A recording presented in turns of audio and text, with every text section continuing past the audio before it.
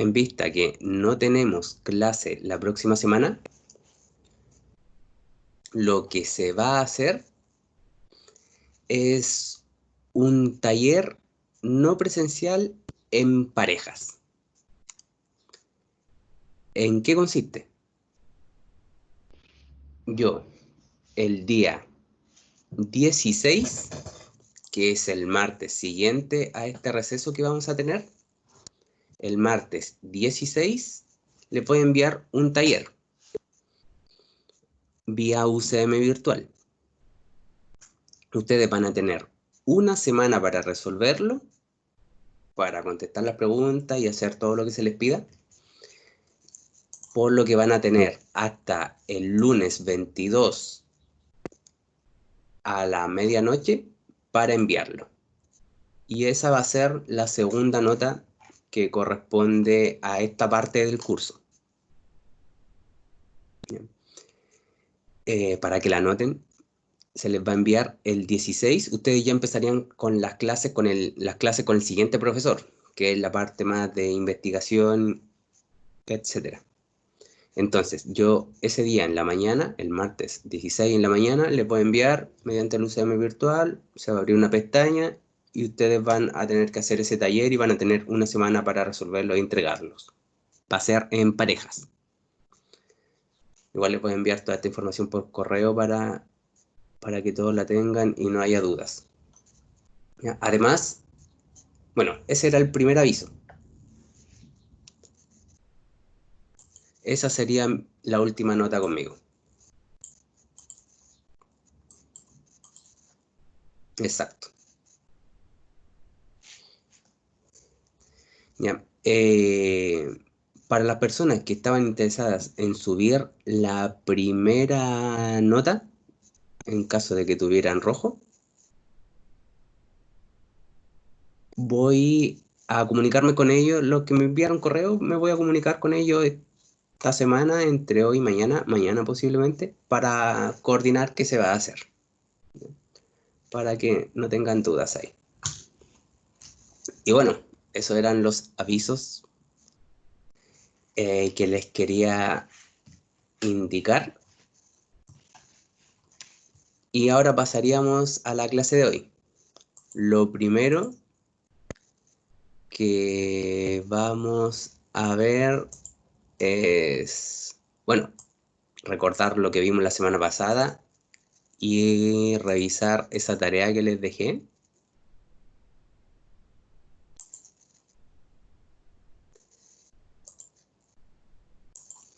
Porque el contenido que vamos a ver hoy es simplemente complementario al de la semana pasada.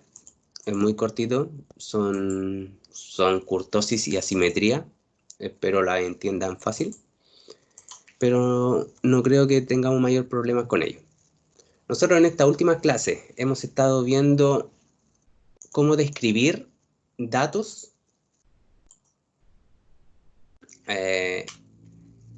numéricos, principalmente, aunque no solamente, pero sí principalmente numéricos. Vimos la medida de tendencia central, que son la media, mediana y moda. Vimos los percentiles, que son los cuartiles y los deciles. La semana pasada en particular vimos cuartil, decil y percentil.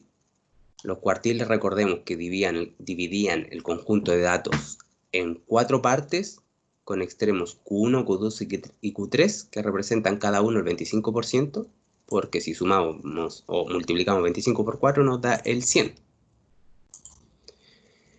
Los deciles están dividiendo el conjunto de datos en 10 partes, mientras que los percentiles lo dividen en 99 partes. Bueno, en 100 partes con 99 puntos extremos. Ocupamos esa fórmula para hacer los cálculos manuales y también aprendimos a hacerlo mediante el software SPSS o PSPP. Luego vimos la medida de dispersión. La medida de dispersión, tal como nos dicen acá, nos indican la variabilidad que existe entre los datos y las medidas de tendencia central, principalmente entre los datos y la media. Tal como dice acá, generalmente se toma como referencia la media aritmética o el promedio. Vimos estos, que son el rango intercuartil, varianza y desviación estándar. Rango también llamado intervalo, y acá también llamado intervalo intercuartil. El rango no era más que el máximo menos el mínimo, el rango intercuartil era el cuartil 3 menos el 1, la varianza la calculábamos con esa fórmula y presentaba el problema de entregar los resultados en unidades al cuadrado, por lo que no tiene mayor interpretación. Para solucionar eso, se calcula la desviación estándar, que no es más que la raíz cuadrada de la varianza, que tiene la gran ventaja de presentarlo, sus resultados, el número, en términos en la misma medida que los datos. Vimos un diagrama de caja que se ocupa principalmente para representar los cuartiles y los valores atípicos.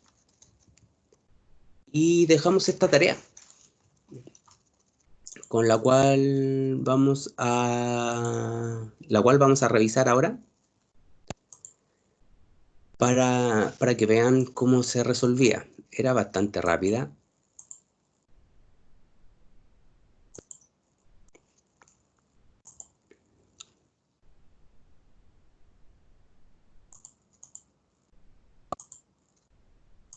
El diagrama de caja sí, por eso yo no les voy a pedir hacerlo, ¿ya? Aquí la tarea tampoco era necesario hacer el diagrama de caja, así que por eso mismo, porque no se puede hacer en el PSPP. O quizá hay alguna forma, pero desconozco cómo es. ¿Qué decía la tarea? Primero, considerando la base de datos, esta base de datos que ya estaba que yo se las envié hecha con las variables definidas y todo, para que nadie tuviera problemas para ingresar los datos. Nos pedían calcular las medidas de dispersión del índice de masa corporal y analizarlas. Las medidas de dispersión. Entonces, ¿cómo hacíamos eso? En analizar estadísticas descriptivas, podemos ir al menú de frecuencias y aquí seleccionar algunas. Por lo tanto, las medidas de dispersión son la desviación estándar, la varianza, el rango. Otra forma de hacerlo es analizar en explorar y acá en estadísticos seleccionar todo lo que aparezca. Y nuestra variable, que es el índice de masa corporal, la llevamos a lista de dependientes. En opciones no se mueve nada, por lo tanto apretamos OK. ¿Qué fue lo que obtuvimos? Esta salida. Les recuerdo cómo interpretar cada una de estas cosas, porque es importantísimo para cualquier análisis que quieran hacer con alguno de estos software. El índice de masa corporal tiene como máximo 39,66 y tiene como mínimo 25,06, que se encuentran en estos números de filas. A primera vista podemos ver que el mínimo, o sea, el máximo, es muy parecido a los 4 valores que le siguen. Lo mismo el mínimo, es muy parecido a los 4 valores que le siguen. Por lo tanto, podríamos pensar que aquí no hay datos atípicos, ¿ya? A no ser que todos estos sean datos atípicos. ¿Cómo podemos asegurarnos de eso? Bueno, interpretando las demás medidas que obtuvimos. Aquí tenemos los percentiles, cuartil 1, cuartil 2 o mediana, cuartil 3. Percentil 5, percentil 90, percentil 95, etc. Decil 1 aquí. ¿Qué se puede extraer de aquí? Bueno, este número es muy similar al de acá, muy similar al de acá, y básicamente podríamos ver que no hay como un número que se aleje extremadamente del resto, ¿ya? Por lo tanto, podríamos pensar que vamos bien. Vamos acá a lo más importante, los descriptivos. Fijémonos en la media. La media es el promedio 30,11. La media recortada al 5% es 29,90. Muy cercana a la media sin recortar. ¿Qué nos dice eso? Que el 5% que recortamos, 5% menor y 5% mayor, no influye mayormente en el cálculo. Por lo tanto, la media no está siendo desviada por valores atípicos. O sea, que no hay valores atípicos. Bueno, podría haber un valor atípico muy grande y otro valor atípico muy pequeño que se estén cancelando de forma que no sean detectados. Para evitar esos casos, podríamos ver la desviación estándar, que es de 3,5, pequeña si la comparamos con la media. O sea que los datos no están muy dispersos. Eso también está indicando que posiblemente no hay valores atípicos. Fijémonos que el mínimo y el máximo son 25 y 39. ¿Ya? Si los comparamos con los cuartiles, no están muy lejanos. Por lo tanto, podríamos decir que no hay valores atípicos. Y sobre todo acá, viendo el rango, que es de 14, se llega a la conclusión de que aquí no hay valores atípicos. ¿Ya? Básicamente, ¿en qué nos fijamos? Bueno, ¿qué tan dispersos son los datos con la desviación estándar? No con la varianza, con la desviación estándar. Vamos a comparar la media recortada con la media y vamos a observar el rango. ¿Ya? Además, el máximo y el mínimo siempre se pueden comparar con sus valores cercanos y con los percentiles que aparecen acá. Claramente aquí entonces no estamos en la presencia de valores atípicos. Voy a cerrar esta pestaña y voy a volver a compartir la base de datos. Una práctica muy aconsejable cuando estamos trabajando en datos de esta especie es hacer un histograma de nuestra variable y voy a dibujar la curva normal. ¿Qué es eso de dibujar la curva normal? Eso es precisamente lo que tenemos que estudiar hoy. Y ese es nuestro histograma de los datos. Fíjense que el valor mínimo está acá, el valor máximo está acá, y aquí podemos estar representando todos los datos. ¿Ya? El dato que más se repite son estos cercanos al 30. Y esto apoya nuestra teoría de que no existen valores atípicos. Esta curva representa una distribución normal con media 30 y varianza 9, el cuadrado de la desviación estándar. Vamos a hoy precisamente estudiar qué significa. Entonces, bueno, la tarea tenía otra parte. Eso, no habían valores atípicos. ¿Por qué? Por todo el análisis que acabamos de hacer.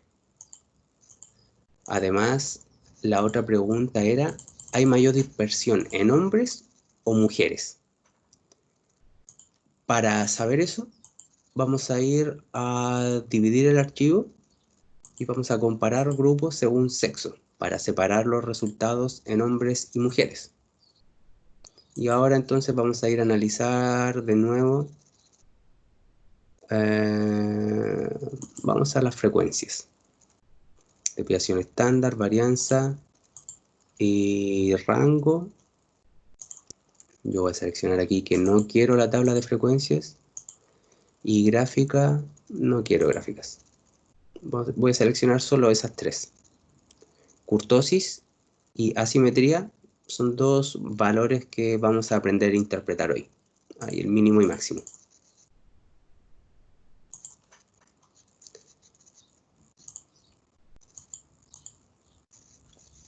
obtenemos esto. Hombres acá, mujeres acá. Desviación estándar de los hombres, 3,23, de las mujeres, 3,73. Si se fijan, son muy cercanos, pero la desviación estándar de las mujeres es más alta, por lo que indicaría que el índice de masa corporal de las mujeres de nuestra muestra es más disperso. La varianza, obviamente, va a presentar mayores diferencias, 10 y 13 acá. El rango es de 12,99, 13, y acá el rango es de 14. También apoya la teoría de que las mujeres son más dispersas. Y bueno, mínimo y máximo no tienen mayor interpretación. ¿Qué concluimos? Que pese a ser una diferencia pequeña, la dispersión de las mujeres es mayor. Eso apoyado en la desviación estándar, principalmente, y además en el rango. Eso era. No sé si hay dudas respecto a eso.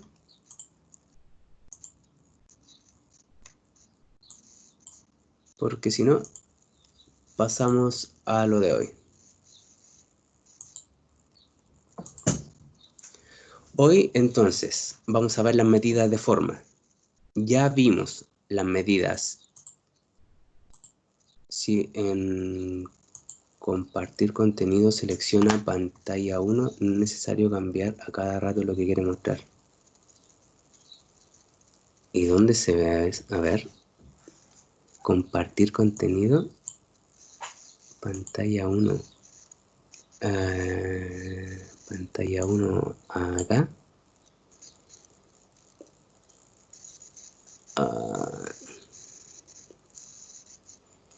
Ya. Ya, vale. Gracias. Ya. Perfecto, entonces. Ya, aquí.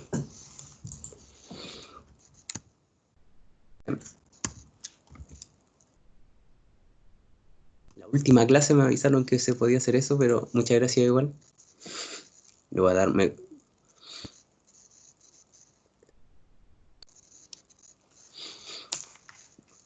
Ya, acá. Medidas de forma, entonces. Ya aprendimos las medidas de tendencia central que nos servían para obtener un número representativo del conjunto de datos. Las medidas de dispersión nos indicaban qué tan dispersos eran los datos. Los percentiles y cuartiles nos calculaban unos valores que representaban cierto porcentaje del conjunto de datos.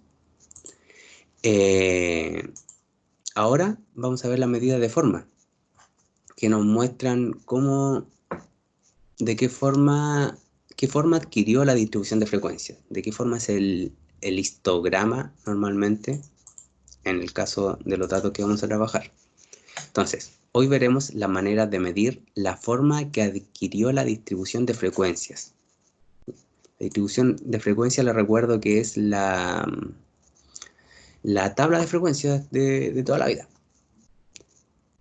¿Cuáles vamos a estudiar dentro de las que existen? Asimetría y kurtosis. Asimetría y kurtosis. Normalmente, estos son indicadores de qué tan cercano a la distribución normal es nuestro conjunto de datos. Por lo tanto, vamos a comenzar el estudio hablando de la distribución normal. ¿Qué es la distribución normal? La distribución normal se obtiene, tal como indica acá, si se construye un gráfico en el que se coloquen los valores de menor a mayor en el eje X y las frecuencias en el eje Y. Es lo que obtenemos, es como una generalización del histograma. Si en el histograma las barras tenían cierto tamaño, cierto ancho, el taller se puede realizar de forma individual, no. Va a ser en parejas, ¿ya? Tiene que ser en parejas. A ver, ¿en qué estaba? Ya, es como si en un histograma las barras se hicieran infinitamente pequeñas. Y en vez de barras, vamos a tener una línea que va uniendo cada una de los extremos de estas barras. Se va a ver después en los ejemplos. ¿Ya? Pero este es un histograma. Estas barras están representando un histograma. Esta línea está representando la distribución normal, precisamente con esa media y con esa desviación estándar. Entonces, cuando se unen los puntos correspondientes a la frecuencia de la aparición de cada uno de los valores, se obtiene una campana que se conoce como por los nombres de campana de Gauss, distribución normal o distribución gaussiana. Está definida exclusivamente por dos parámetros, la media y la desviación estándar, ¿ya? Representadas normalmente por estos parámetros que son mu y sigma, cuando nos referimos a los parámetros de una distribución normal, de una población. ¿Por qué es tan importante? Porque aparece muy comúnmente en la naturaleza y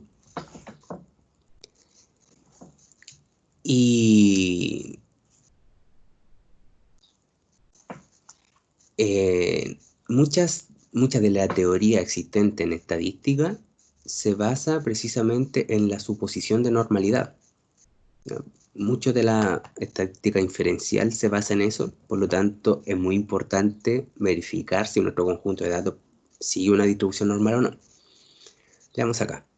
Por sus características, la curva normal es la de mayor relevancia en los métodos cuantitativos, puesto que sirve para comprobar una gran cantidad de los fenómenos presentes en la naturaleza. Además, muchas de las mediciones que realizamos normalmente siguen distribuciones normales, ¿ya? La distribución del peso, no estoy seguro, pero por ejemplo la distribución de las estaturas sigue una distribución normal. La distribución de la edad se está tendiendo a ser más simétrica, pero sigue siendo normal. ¿Qué características tiene una distribución normal? Primero, el área bajo la curva es 1 porque es una función de distribución, una función de densidad. Es simétrica respecto a la media, es decir, el número de casos es igual a la derecha que a la izquierda de la media.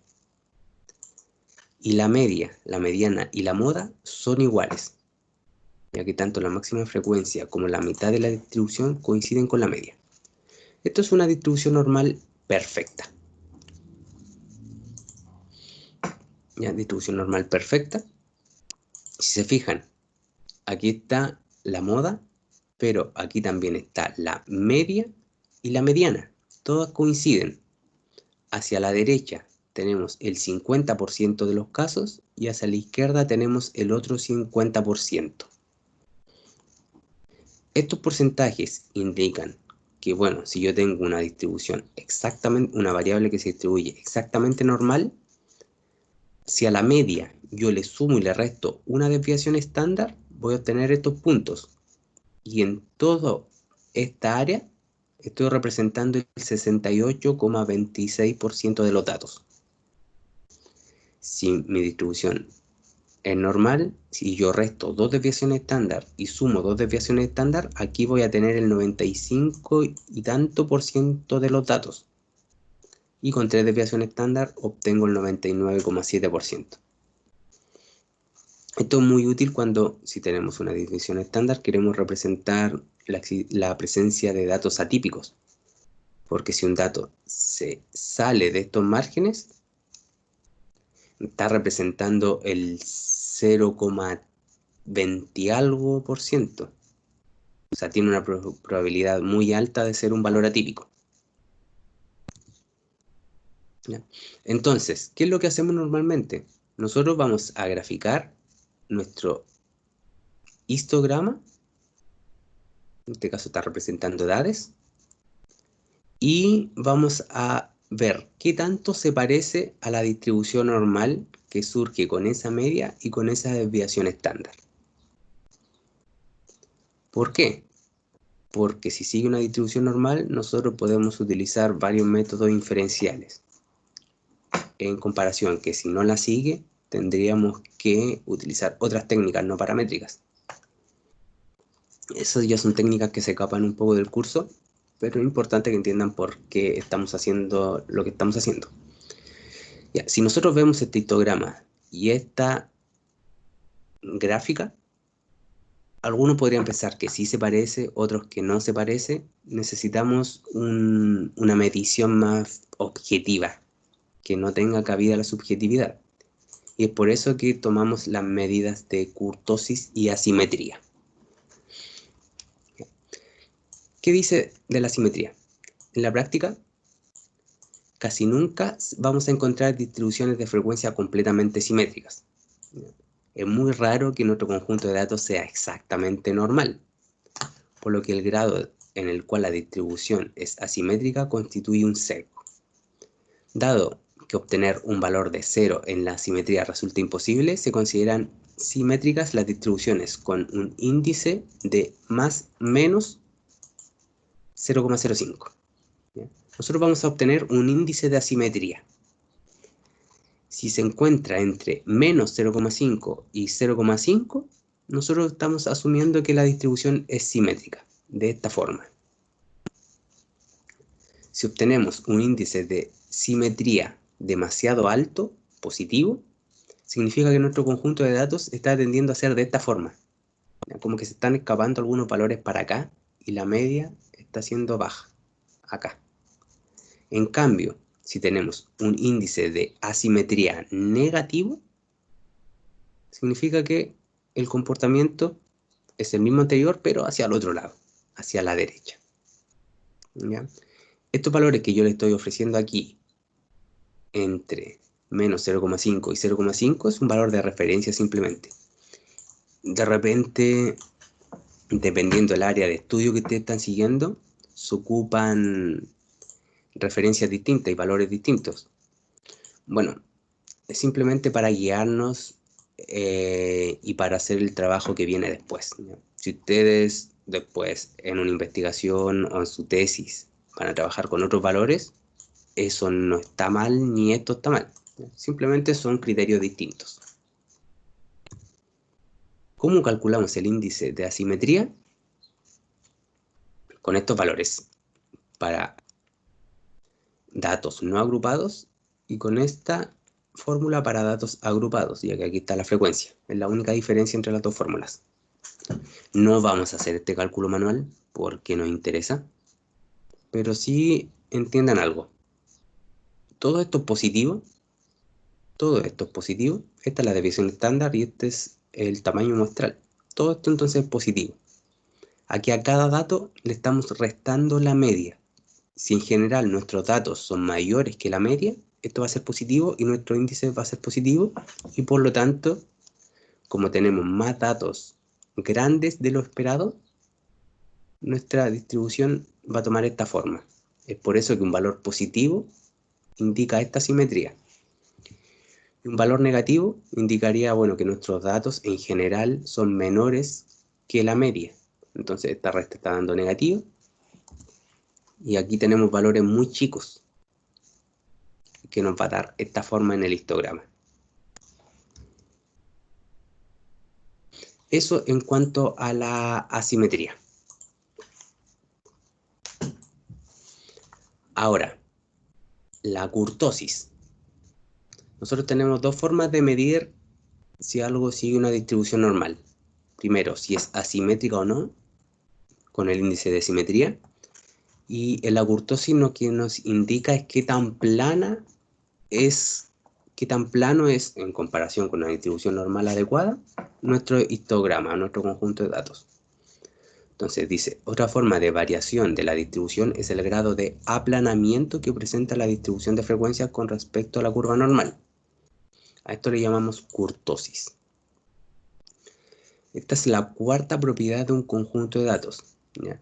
En estadística se habla de momentos. El momento 1 es la media, o sea, la centralidad. El segundo momento es la varianza, o bueno, algo cercano a la varianza, que nos indica variabilidad. El tercer momento es la asimetría. Y el cuarto momento es la kurtosis. Esto es el tercer momento porque está elevado a 3. En la kurtosis van a ver que va a ser una fórmula muy parecida a esta, pero elevado a 4. Por eso es cuarto momento.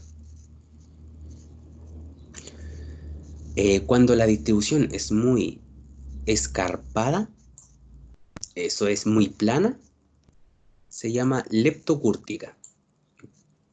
Perdón, al revés. Y cuando es relativamente plana, se denomina platicúrtica. ¿Ya? Esto es como escarpada, es como muy puntiaguda, muy alta. Muy alta entonces, leptocúrtica, muy plana, platicúrtica. Aquí está. Lo mesocúrtico sería lo ideal, lo normal, la distribución normal. Cuando está muy empinada, le llamamos leptocúrtica. Significa que hay demasiados valores en torno a la media, más de lo esperado según la distribución normal. Y si es más aplanada, se llama platicúrtica. Esto de aplanada básicamente está indicando que estos valores que faltan aquí se están yendo a las colas, a esta cola negativa y a esta cola positiva. Tenemos más valores acá en los extremos de los esperados. Esta es la fórmula que ocupan algunos software para hacer el cálculo del cuarto momento, de la kurtosis. O sea, de la kurtosis, no del cuarto momento.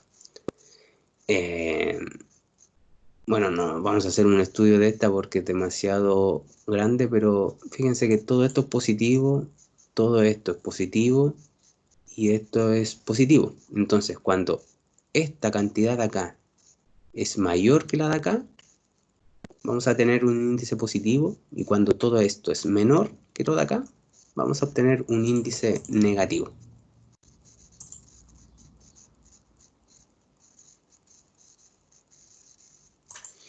En el programa PSPP se puede calcular la simetría y la kurtosis, pero salen con medida.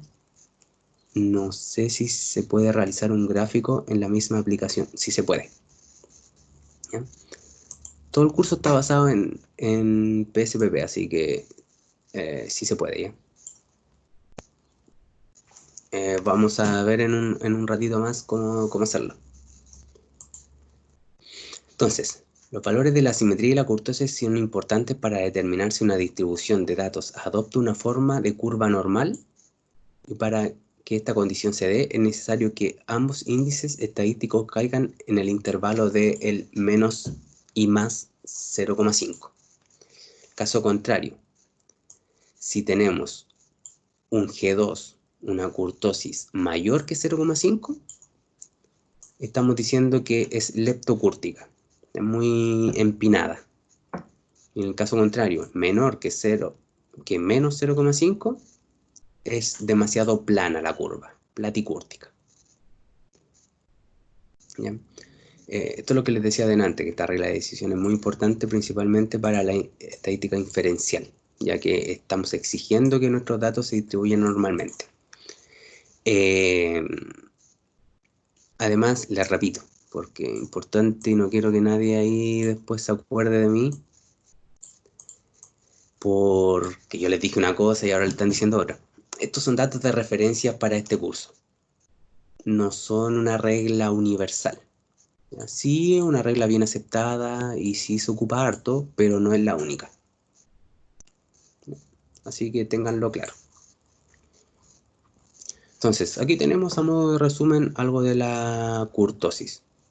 Una curva normal es llamada mesocúrtica porque su índice está entre menos 0,5 y más 0,5. Una curva empinada es llamada leptocúrtica porque es demasiado positivo el valor, mayor que 0,5. Y una curva plana, planicúrtica, es porque su índice es demasiado negativo, menos 0,5. Vamos a estudiar el conjunto de datos acá. Primero, en el histograma, nosotros podemos seleccionar nuestra variable y podemos marcar acá la curva normal. Eso nos arroja, está separado por sexo. Voy a reiniciar eso.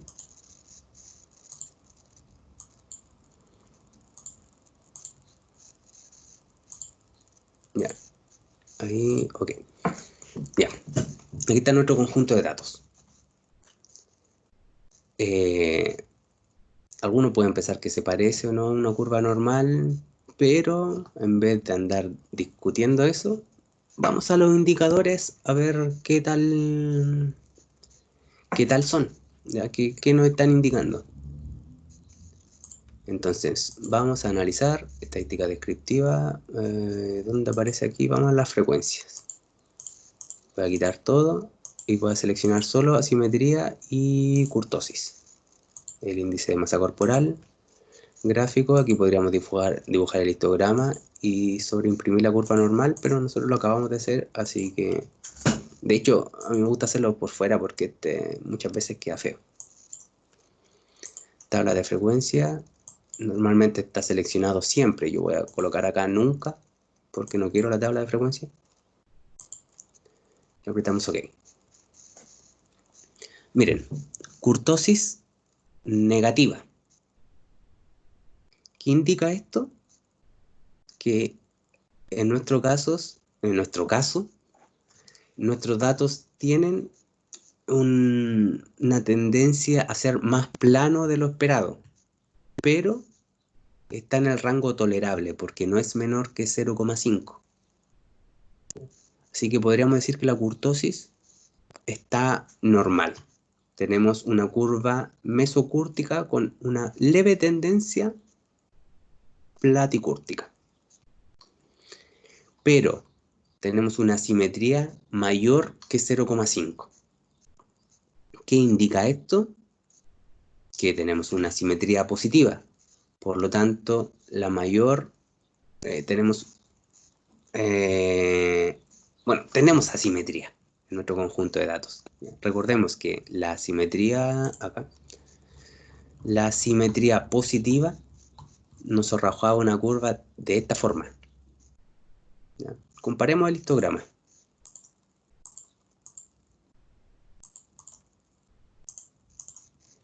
¿Ya? Hay demasiado. Precisamente este valor, posiblemente el que está haciendo que nuestro índice de asimetría tiende a la figura más hacia la izquierda que hacia la derecha, en comparación con esta, que es la distribución normal con la cual la estamos comparando. ¿Ya? Y eso sería.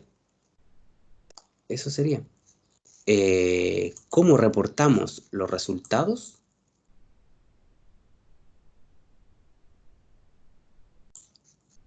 Esto es importantísimo, ¿ya?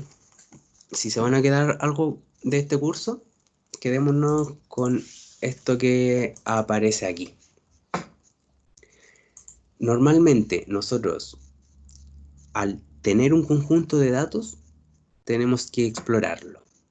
Y esta es una forma, no es la única forma, pero es una forma correcta de expresar lo que está pasando con el conjunto de datos sin omitir información relevante.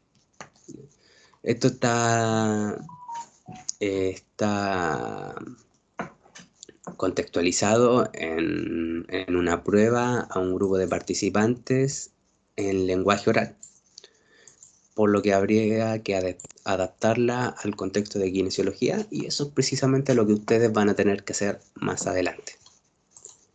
Pero dice, aquí está analizado todo el conjunto de datos, etc. Y llegamos al momento de describir el conjunto de datos. Dice, a partir de los resultados es posible mencionar con respecto al estudio que en promedio los participantes evaluados obtuvieron un porcentaje promedio de 69,78 respuestas correctas en lenguaje oral con una desviación estándar de 13,94. Nosotros ya vimos que el promedio aislado no sirve de nada. El promedio en general siempre está ligado a su desviación estándar. ¿Por qué? Porque el promedio se puede desviar muy fácilmente por una presencia de un dato atípico, por lo tanto, la información acerca de la desviación estándar es relevante. Con relación al sesgo de la distribución, se encontró que si bien una mayor cantidad de casos se agrupó en los valores superiores de la distribución, signo negativo, se encontró una simetría de menos 0,13. Lo mismo sucedió con la kurtosis, de menos 0,57, que por tener un valor negativo, podría decirse que la curva de datos adquirió una forma ligeramente platicúrtica. Lo mismo que nos había pasado recién a nosotros. Valor menor a 0,5, pero menor por muy poco. Porcentaje de respuestas correctas en lenguaje oral más pequeño obtenido por la muestra de 297 niños fue de 33%, la máxima de 97% y el rango de 65%. Fíjense, tamaño de la muestra, mínimo, máximo, rango. Toda la información para que alguien, solo leyendo esto, entienda qué está pasando con el conjunto de datos. Con relación a la forma en que se distribuyeron los datos, es posible agregar que el valor de la kurtosis fue ligeramente mayor que menos 0,5, el que nos estaban entregando delante. El porcentaje de respuesta correcta en lenguaje oral de los 297 niños preescolares no adquirió una forma normal, puesto que la curva mostró un ligero aplanamiento en los valores bajos de la escala de evaluación y esto originó un sesgo negativo. ¿Por qué no siguió una distribución normal? Porque tenemos una curva platicúrtica. ¿Cómo se interpreta eso? Con un ligero aplanamiento en los valores bajos de la escala de evaluación. Un ligero aplanamiento en los valores. Entonces, esto es lo que me interesa que logren hacer. Nosotros tenemos toda la información, ya la sabemos calcular. Por ejemplo, si quiero calcular la edad, puedo ir a explorar, selecciono otra variable, por ejemplo, la edad, los estadísticos, selecciono todo, las opciones no toco nada, y voy acá, y ya tengo todo. Tengo aquí la media recortada, varianza de desviación estándar, asimetría, kurtosis. Lo tengo todo, ¿ya? Pero, esto, ¿cómo lo llevo al momento de describir un conjunto de datos, de estar analizando al estar realizando una tesis, una investigación? Bueno, aquí tienen una forma correcta, por así decirlo, de cómo expresar nuestros resultados, entregando toda la información, siempre toda ligada de la mano con algo relevante, una media. ¿Pero cuál es la desviación estándar? Esta. Tengo el mínimo y el máximo, y tengo el rango. Además tengo el tamaño de la muestra. Tengo la simetría, tengo la kurtosis. ¿Qué puedo concluir acerca de estos dos valores? Bueno, que no sigue una distribución normal. ¿Por qué? Porque es más plana de lo normal nuestro conjunto de datos, debido a que este valor es menor, ligeramente mayor, esto sería ligeramente menor a menos 0,5. ¿Ya? Y bueno, esa sería la clase de hoy. Ese sería el contenido, los últimos dos conceptos que quería ver con ustedes.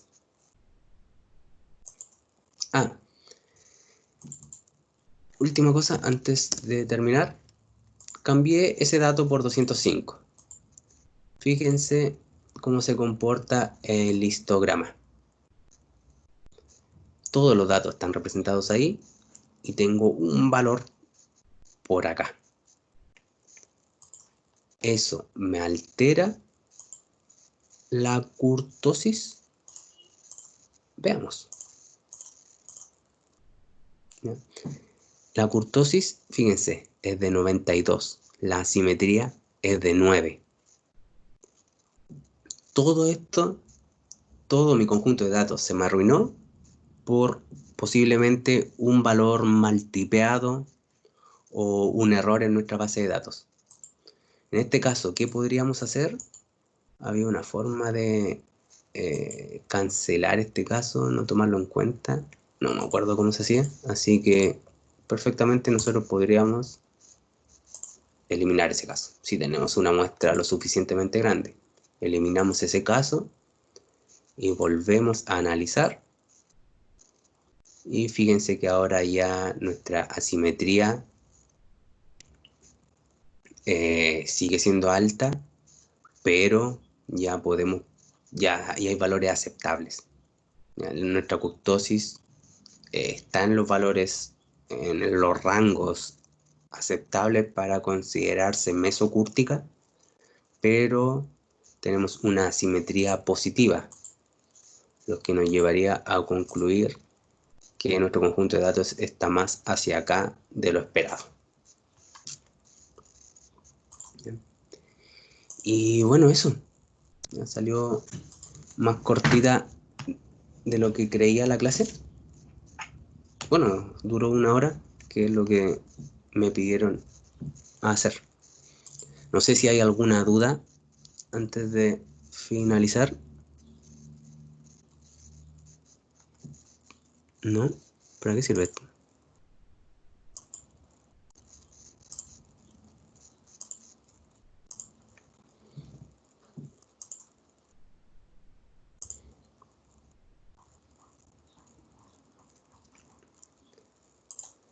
Ya, entonces,